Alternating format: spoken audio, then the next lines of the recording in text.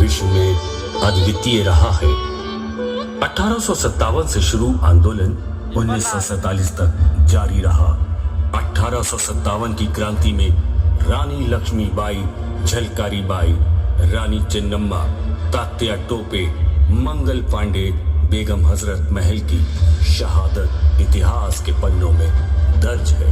Home rule, roulette सत्याग्रह, खिलाफत आंदोलन, असहयोग आंदोलन, सविनय अवज्ञा आंदोलन, भारत छोड़ो आंदोलन, स्वदेशी आंदोलन, दांडी मार्च से जुड़े अनेक नायकों जैसे महात्मा गांधी, लाला लाजपत राय, बाल गंगाधर तिलक, विपिन चंद्र पाल, चंद्रशेखर आजाद, सुभाष चंद्र बोस और भगत सिंह आदि ने आजादी दिलवाने में अपना महत्वपूर्ण योगदान दिया, जिसमें प्रमुख हैं मंगल पांडे।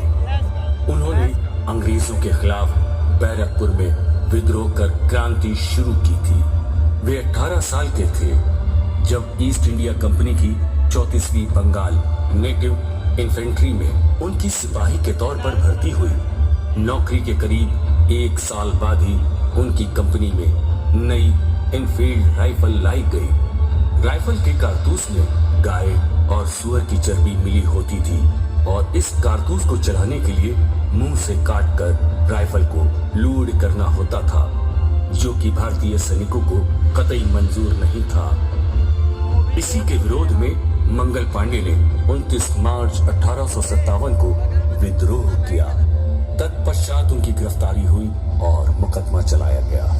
8 अप्रैल 1857 को उन्हें फांसी दे दी गई। उनकी जलाई हुई क्रांति की चिंगारी ने देश में आग पकड़ ली, जिसके फलस्वरूप भारतीय स्वतंत्रता संग्राम ने जोर पकड़ा और अंग्रेजों को भारत छोड़कर जाना पड़ा। रानी लक्ष्मीबाई, बुंदेले हर बोलों के मुंह, हमने सुनी कहानी थी, खूब लड़ी मर्दानी, वो तो झांसी वाली रानी थी। 27 फरवरी 1854 को लॉर्ड डलहौजी ने दत्तक नीति के तहत उनके दत्तक पुत्र दामोदर राव को पुत्र मानने से इनकार कर दिया और झांसी के अंग्रेजी राज्य में विलय होने की घोषणा की। ये जानकारी मिलते ही रानी ने कहा, मैं अपनी झांसी नहीं दूंगी। यहीं से भारत की पहली स्वतंत्रता की क्रांति के बीज फैले थे। देश की बहादुर महिलाओं को आज भी उनके नाम से जाना जाता है। पेशवा नाना साहब।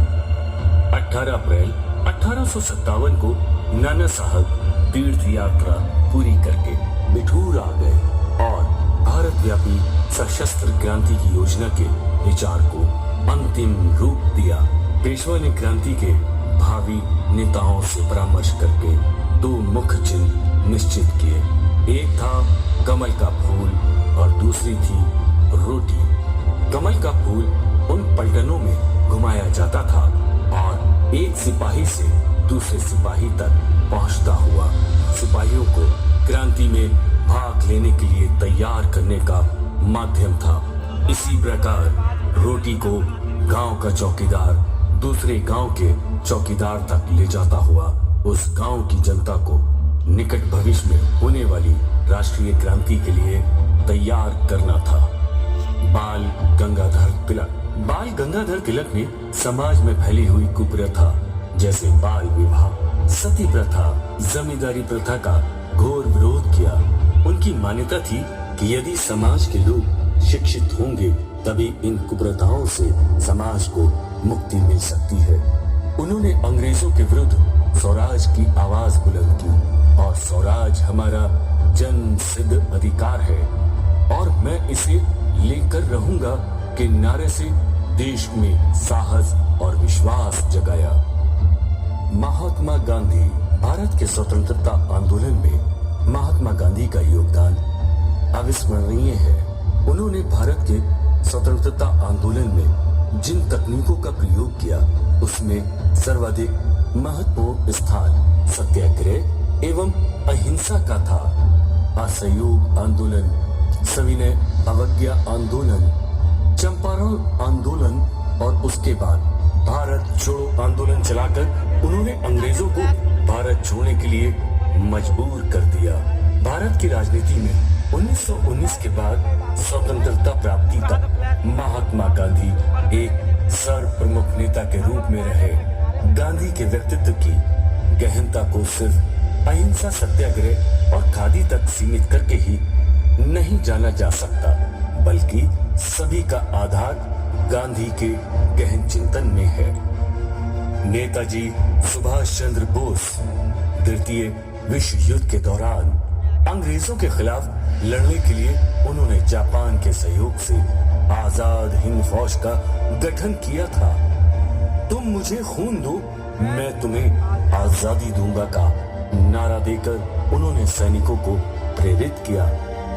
उनके द्वारा दिया गया नारा जय हिंद आज भारत का राष्ट्रीय नारा बन गया है।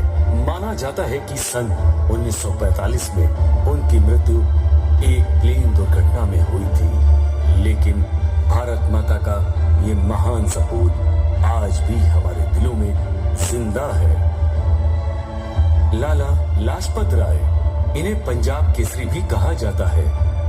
इन्होंने पंजाब नेशनल बैंक और लक्ष्मी बीमा कंपनी की स्थापना भी की थी। भारतीय राष्ट्रीय कांग्रेस में गरम दल के 3 प्रमुख नेताओं लाल, बाल, पाल में से एक थे। साइमन कमीशन के खिलाफ एक शांतिपूर्ण विरोध मार्च का नेतृत्व करते हुए लाहौर में पुलिस द्वारा किए गए लाठीचार्ज के दौरान सिर में गंभीर चोट लगने से उनकी मृत्यु हो गई थी। चंद्रशेखर आजाद की उग्र देशभक्ति और साहस ने भारतीय नवयुवकों को स्वतंत्रता संग्राम में भाग लेने के लिए प्रेरित किया। वह भगत सिंह के सलाहकार और एक महान स्वतंत्रता सेनानी थे। आजाद ने काकोरी ट्रेन डकैती में वायसराय की ट्रेन को उड़ाने का प्रयास किया। लाला लाजपत राय की मौत का बदला लेने के लिए सैंडर्स पर गोलीबारी आदि घटनाओं में मुख्य भूमिका निभाई तथा भगत सिंह, सुखदेव और राजगुरु के साथ मिलकर हिंदुस्तान समाजवादी प्रवाह तंत्र सभा का गठन किया। 27 जनवरी 1931 को इलाहाबाद के अल्फ्रेड पार्क में आजाद शहीद हो गए। सरदार भगत सिंह, वो 14 वर्ष की आयु से ही पंजाब की क्रांतिकारी समस्याओं से जुड़ गए थे। अमृतसर में 13 अप्रैल 1919 में हुए जलियांवाला बाग हत्याकांड ने उनके जीवन की दिशा ही बदल दी। फिर काकोरी कांड में राम प्रसाद बिस्मिल सहित 4 क्रांतिकारियों को फांसी दिए जाने से वे इतने बेचैन हो गए कि चंद्रशेखर आजाद की पार्टी से जुड़ गए। 17 दिसंबर 1928 को इन्होंने राजगुरु के साथ मिलकर अंग्रेज अधिकारी जेपी सैंडर्स को गोलियों से भून दिया और इसके महज 3 महीने बाद अंग्रेज सरकार को गिराने के लिए सेंट्रल असेंबली में बम और पर्चे फेंके, जिसके फलस्वरूप लाहौर षड्यंत्र के मुकदमे में राजगुरु और सुखदेव के साथ भगत सिंह को फांसी पर लटका दिया गया। आज भी सारा देश आजादी के इस दीवाने को बहुत सम्मान से याद करता है। राम प्रसाद बिस्मिल, हिंदुस्तान को आजाद कराने में क्रांतिकारियों में एक महत्वपूर्ण नाम राम प्रसाद बिस्मिल का है। काकोरी कांड में भी उनकी महत्वपूर्ण भूमिका थी। स्वतंत्रता सेनानी होने के साथ ही वे एक उच्च कोटि के कवि, शायर, अनुवादक, इतिहासकार भी थे। अशफाक उल्लाह खान 9 अगस्त 1925 को होने वाले काकोरी कांड में उन्होंने महत्वपूर्ण भूमिका निभाई। अंग्रेजी हुकूमत ने उन पर अभियोग चलाया और 19 दिसंबर 1927 को फैजाबाद जेल में फांसी दे दी गई। अशफाक उल्लाह खान उर्दू भाषा के बेहतरीन शायर थे। उन्होंने अपनी शायरी के माध्यम से युवाओं में जोश भरने का काम किया।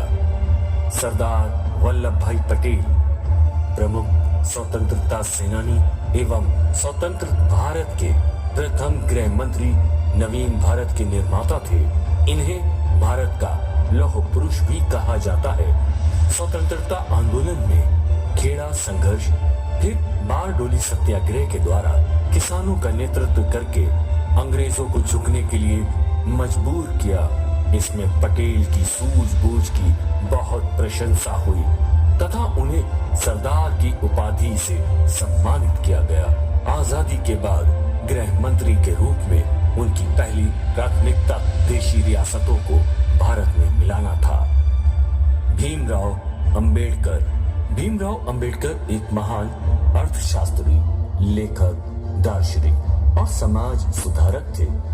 ये अपने पूरे जीवन में सामाजिक रूप से पिछड़े वर्गों और दलितों के अधिकारों के लिए लड़े। 15 अगस्त 1947 को जब भारत स्वतंत्र हुआ तो अंबेडकर स्वतंत्र भारत के पहले कानून मंत्री बने। इनके द्वारा लिखे गए संविधान को 26 जनवरी 1950 में लागू कर दिया गया। भारतीय रिजर्व बैंक की स्थापना में भी भीमराव जी का महत्वपूर्ण योगदान था। इस कारण बाबा साहेब को भारतीय